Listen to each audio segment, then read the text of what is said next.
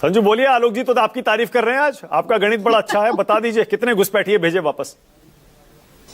मैं पहले तो ये कहना चाहूंगी कि मुझे इस बात की थोड़ी तसल्ली है कि मैं आज स्टूडियो में नहीं हूं मानक जी आपके साथ, नहीं तो मैं भी आलोक शर्मा जी की तारीफ करना चाहती हूं। उनमें इतना संयम है, इतना धैर्य है कि वो बस कभी कभार गुस्से में पानी का ग्लास सामने बैठे वाले पर फेंक देते हैं।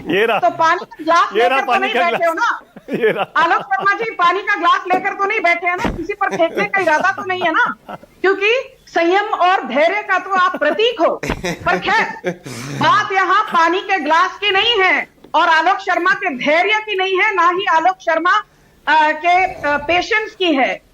बात यहाँ ये है, ये जो कहते हैं पकौड़ा तलने वाली सरकार, खैर आपने तो पकौड़ा तलने वाली सरकार बता दिया। बिहार में 6 सीटें मिली कांग्रेस को, कांग्रेस की धज्जियां उड़ गई। हरियाणा में आप कहते थे बीजेपी कभी तीसरी बार सत्ता में नहीं आएगी, पहली बार इतिहास में वही पार्टी तीसरी बार हरियाणा का चुनाव जीतकर सत्ताधारी पार्टी बन गई। तब आप क्या जलेबियां बांध रहे थे, बेसन के लड्डू बनाने की तैयारी कर रहे थे या पकौड़े तल रहे थे? महाराष्ट्र के चुनाव में धज्जियां उड़ गई।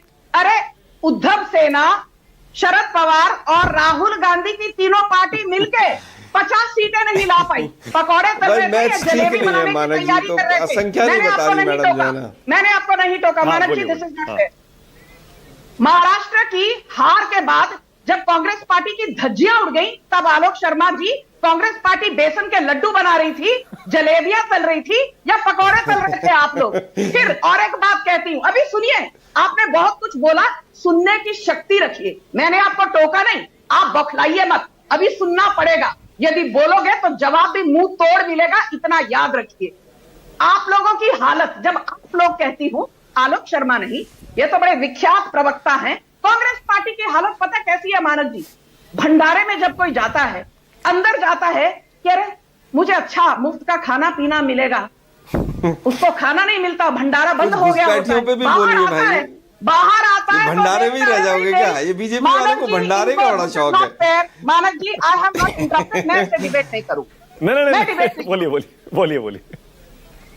भंडारे के अंदर खाना नहीं नसीब हुआ, भंडारे के बाहर आए तो लोग चप्पल लेकर भाग गए थे। ये कांग्रेस पार्टी की हालत है, ना तो भंडारे के अंदर खाना मिला, भंडारे के बाहर चप्पल भी गायब। तो ना इधर के रहे ना उधर के रहे, पर डिबेट पर आकर बड़ी बड़ी 56 इंच वाली बातें करनी है। पर मैं एक चीज कहूं, हाँ। सोनाली खातून के लॉयर कौन है? कपिल सिब्बल।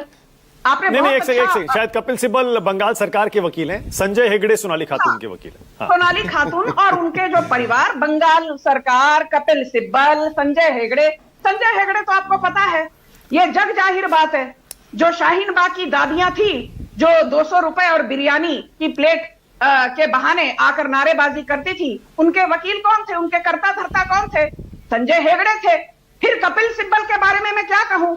राम मंदिर कभी नहीं बनेगा, बना के दिखाओ। राम मंदिर की पिछले साल प्राण प्रतिष्ठा हो गई और हाल ही में 25 नवंबर को प्रधानमंत्री नरेंद्र मोदी ने ध्वजारोहण भी कर दिया। कपिल सिब्बल के मुंह में दही जम गया। तो कपिल सिब्बल और संजय हेगड़े की क्रेडिबिलिटी आपकी ऑडियंस तय करेगी। पर मैं एक चीज कहना चाहती हूं, सोनाली खातून या 5 लोगों के बारे में क्या कहा सुप्रीम कोर्ट ने, उससे ज्यादा अहम है जो आपने कहा बिगिनिंग में अपनी इंट्रोडक्शन में। आपने एक बहुत सही बात कही मानक जी। आपके दर्शकों का ध्यान में सीजेआई सूर्यकांत ने जो कहा, उस पर मैं ध्यान उनका लेकर जाना चाहती हूं। सीजेआई सूर्यकांत ने क्लियरली कहा, why should we allow Rohingyas to settle in India? Why should Rohingyas be allowed to benefit at the expense of Indian taxpayers? Are you telling me that Rohingyas should be welcomed with a red carpet? CJI Suryakant ने स्पष्टीकरण देते हुए साफ स्पष्ट शब्दों में कहा, क्या रोहिंग्या और घुसपैठियों के लिए लाल कारपेट बिछा ठीक है संजू, वो तो मैंने बता दिया पूरा, मैंने सुप्रीम कोर्ट का आदेश बता दिया। अब सवाल ये, आपने कितने भेजे? अब यूपी में ये डिटेंशन सेंटर अब क्यों बना रहे? मानक जी, मैं बात कर रही हूं, 1 मिनट। पहले तो ये बहुत बड़ी गलतफहमी है जो कोई भी डिबेट, 1 मिनट शांत हो जाइए। इनके नेता बोल रहे 1.5 करोड़ है बंगाल बहुत में। बड़ी मानक जी, पहले तो एक बहुत अरे ये अरे कौन है सुबह बीच में बोल रहे हैं? स्वयं वन बाय चुप हो जाओ। One by one. हाँ बोलिए। I did not interrupt you, शांत बोलिए, हो बोलिए, जाइए। अब जो भी है मानक जी, पहली बात तो ये एक बहुत बड़ी गलतफहमी है जो डिबेट्स पर आकर कुछ लोग इस गलतफहमी को दूर नहीं करते, पर मैं आज एक गलतफहमी आपके शो पर जो इतना देखा जाता है, प्रख्यात है, गलतफहमी दूर करना चाहती हूं। 2018 की मिनिस्ट्री ऑफ होम अफेयर्स की एक एडवाइजरी, 2022 की भी मिनिस्ट्री ऑफ होम अफेयर्स की एक एडवाइजरी, जाके देख सकते हैं आर्काइव्स में। इस एडवाइजरी के तहत, और ध्यान से सुनिए Alok Sharma ji, article 258 of the constitution, जिस संविधान की लाल किताब को लेकर आपके राहुल गांधी संसद में बार बार जनता को चुनौती देते हैं, हम तो संविधान के कर्ता धर्ता हैं। आर्टिकल 258 ऑफ द कॉन्स्टिट्यूशन में लिखा है कि जो शरणार्थी नहीं है और जो घुसपैठिया हैं, इलीगल माइग्रेंट्स हैं, उनको डिटेक्ट करना यह काम राज्य सरकारों का है। उनको डिटेक्ट करने के बाद फिर वो इंफॉर्मेशन केंद्र सरकार को देना भी राज्य सरकार का दायित्व है। फिर एक बार राज्य सरकार से इंफॉर्मेशन मिलती है जो शरणार्थी नहीं है और घुसपैठिया हैं, उन पर फिर केंद्र सरकार कार्रवाई करेगी कानूनी प्रक्रिया के तहत। तो एनएचए एडवाइजरी 2018 की धज्जियां ठीक है, ओके। उदयवीर सिंह और मलूक नागर।